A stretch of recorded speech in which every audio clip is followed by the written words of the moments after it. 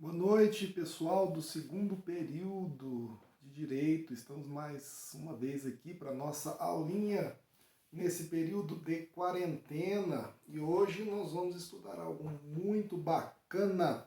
São os chamados defeitos do negócio jurídico, ou seja, são vícios que maculam o negócio jurídico e podem causar a anulabilidade nesse negócio jurídico ou a nulidade dele, ou seja, o negócio jurídico pode ser considerado nulo ou o negócio jurídico pode ser considerado anulável.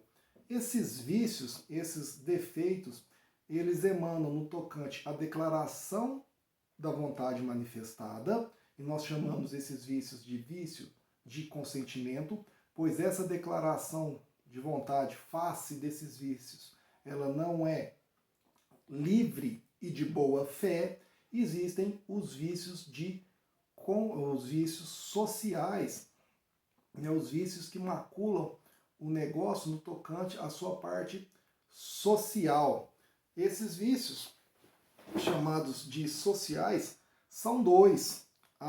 São a simulação e a fraude contra credores. Eles agridem não só a pessoa, como eles agridem a própria sociedade, eles agridem o próprio poder judiciário, pois são utilizados no intuito de ludibriar a pessoa de forma jurídica, de forma processual. Mas antes de adentrarmos a esses vícios sociais, comecemos pelos vícios de consentimento: erro, dolo, coação, lesão e estado de perigo. Esses são os vícios vinculados ao consentimento. O negócio jurídico, então, para ele ser validado, né, ele tem que atender os requisitos do artigo 104 do Código Civil. O agente tem que ser capaz, o objeto tem que ser lícito, possível, determinado ou determinável, e a forma tem que ser pré-escrita ou não defesa, ou seja, proibida por lei. Ótimo.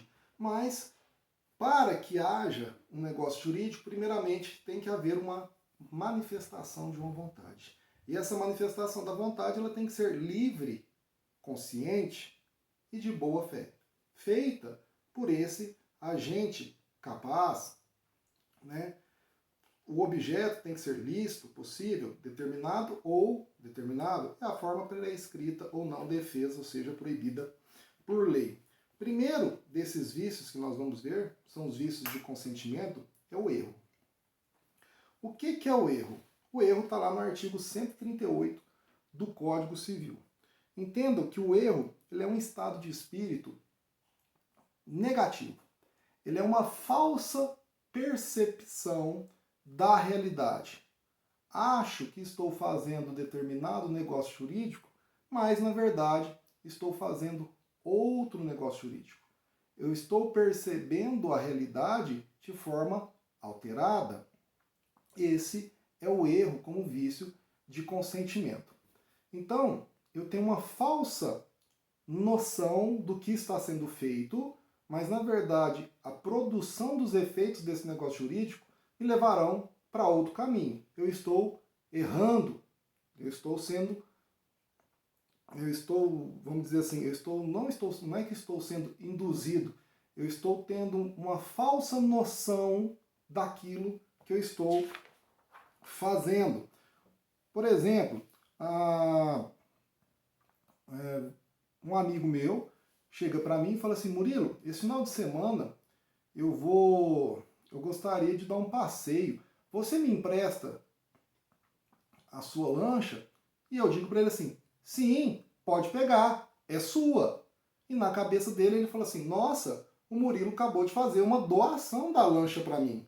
Não, a minha intenção era emprestar a lancha para que ele usasse no final de semana e depois ele me promovesse a devolução dela. Mas o que ele entendeu na cabeça dele? Não houve um empréstimo, e sim uma doação. Então, houve um erro nesse negócio jurídico.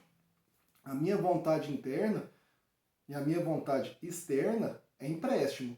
E na dele, ele está entendendo que é uma doação. E isso que é o erro. É uma falsa percepção da realidade. Aquele amigo meu, ele teve uma falsa percepção da realidade.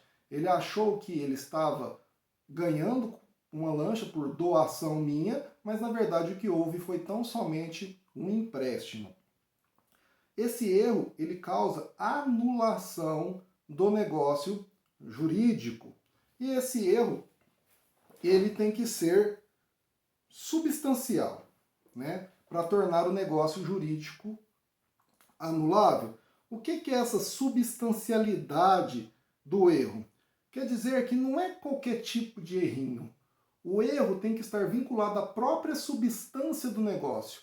Acho que estou fazendo determinado negócio, estou fazendo outro. Acho que estou fazendo um negócio com determinada pessoa, mas na verdade estou fazendo com outra pessoa. Acho que estou comprando determinado item, estou comprando outro. Esse é o erro. A substância desse erro tem que estar vinculada ao negócio, ao objeto e à pessoa. Por isso que existem 3 espécies de erro. Erro sobre o negócio, erro sobre o objeto e erro sobre a pessoa. O erro sobre o negócio, ele incide na estrutura da declaração negocial. O que é isso? Eu acho que eu estou celebrando determinado negócio jurídico, mas na verdade eu estou celebrando outro. Por exemplo, eu pego uma casa que eu gostaria de colocá-la para aluguel, mas peço para uma pessoa fazer uma plaquinha, então, né, de aluguel, né, com número de telefone, número de contato e tudo, e a pessoa se confunde, ao invés de colocar aluga-se, ela coloca vende-se, né? Ou seja, o negócio está errado. Eu queria alugar, mas foi colocado que eu estou promovendo venda. Então há um erro sobre o negócio. O negócio meu é locação e não alienação. Esse erro também ele pode incidir sobre o objeto. Como assim, professor? Para mim, é o mais comum dos erros, né? Incide sobre as características, a identidade do objeto do negócio jurídico, ou seja, da coisa devida. Eu vejo uma propaganda de um terreno para ser vendido numa rua famosa, a maioria das cidades tem a famosa Avenida Presidente Vargas. E eu falo, nossa, olha aqui um terreno sendo vendido aqui na Presidente Vargas, que interessante, o preço está barato, vou comprar, é um bom investimento, né? Um terreno na avenida, muito interessante. Só que eu achando que esse terreno é no centro da cidade, num lugar bastante movimentado, num lugar onde eu ganharia bastante dinheiro, valorizaria demais meu terreno, na verdade esse terreno, ele não é na Avenida Presidente Vargas, mas ele é na Rua Presidente Vargas, numa periferia bem afastada do centro da cidade. Então, o que eu errei foi na falsa percepção que eu tive do objeto que eu estaria comprando. Achava que estava comprando, na verdade, um terreno no centro da cidade, próximo a uma avenida importante, né, de comércio e tudo mais, onde teria uma grande valorização de terreno, mas na verdade estou comprando um terreno na periferia, porque os nomes das ruas são iguais, tá bom? Então, esse é um erro no tocante ao objeto. Eu tive uma falsa percepção da realidade no tocante ao objeto. Achei que estava comprando A, mas na verdade estava comprando B. O terceiro erro é o famoso erro sobre a pessoa. Aqui no caso, é quem declara a vontade que está ocorrendo esse famoso erro. Eu faço um contrato, por exemplo, com um irmão gêmeo idêntico de uma pessoa, né? Mas eu gostaria de fazer com o irmão certo e não com o irmão errado. Então isso também causa anulação. Tem até no Código Civil, lá nos artigos 1556 e 1557 do Código Civil, vocês vão ver que o erro sobre a pessoa é até mesmo cláusula de anulação de casamento. Acho que estou casando com determinada pessoa, mas estou casando com outra. Como assim, Murilo? Bom, eu posso me interessar por uma pessoa, ela descrever a vida dela de certa forma. Murilo, eu sou médica, me formei em tal lugar, isso, aquilo, minha família é assim, é assado. E quando de repente eu descubro que na verdade ela está estava mentindo o tempo todo, ela não é médica, a família dela não é aquela, e ela estava casando-se comigo pensando em dar o golpe do baú, algo assim. Então esse é um erro sobre a pessoa que pode gerar até mesmo anulação do casamento. Lembrando, meus filhos, que nos termos do artigo 144, para que esse erro seja de fato invalidado e leve à anulação do negócio jurídico, há necessidade de que haja um prejuízo, que haja um incômodo para a pessoa a tal ponto de gerar anulação. Por isso que fala-se que o erro tem que ser substancial. Olha o que diz o artigo 144, que eu vou promover a leitura para vocês. O erro não prejudica a validade do negócio jurídico quando a pessoa a quem a manifestação da vontade se dirige se oferecer para executá-la na conformidade da vontade real do manifestante.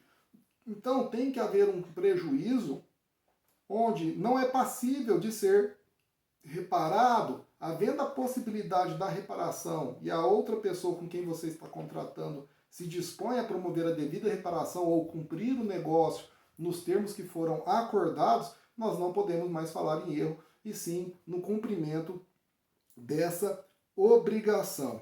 Por último, fala-se muito na doutrina a respeito do erro de direito, ou seja, você teria uma interpretação errônea da norma civil. Tá? No nosso Código Civil de 1916, aquele código antigo, não contemplava essa espécie de erro de direito. Já no Código Civil de 2002, ou seja, o nosso código atual, no artigo 139, inciso 3º, traz essa causa de invalidade, incidindo no campo da atuação permissiva da norma, ou seja, é um erro sobre a ilicitude do fato, é um erro no tocante à interpretação, à ilicitude do ato que você está fazendo. Hoje no Brasil é permitido, exemplo, é permitido o uso de maconha para fins medicinais. E eu acho então que a comercialização da maconha está totalmente livre. Então eu quero fazer um negócio jurídico, eu faço um contrato de compra e venda de alguns quilos de maconha para promover venda, abrir uma loja e tudo mais. Porque na minha cabeça aquilo ali é lícito, quando na verdade eu estou fazendo uma má interpretação da norma, então posso anular esse negócio jurídico meu face desse erro de direito. Tá ok, meus queridos? Então, essa aulinha sobre erro, sobre esse vício no tocante ao consentimento, né? Chegamos ao final dela. Espero que vocês tenham gostado. Não se esqueçam de promover a inscrição aqui no nosso canal. É muito importante que vocês façam a sua inscrição. Tragam, convertam mais alguém para que se transforme também em inscrito. Não esqueça de ativar o sininho de notificação e deixar o seu like. Tá? Fiquem com Deus e até a próxima!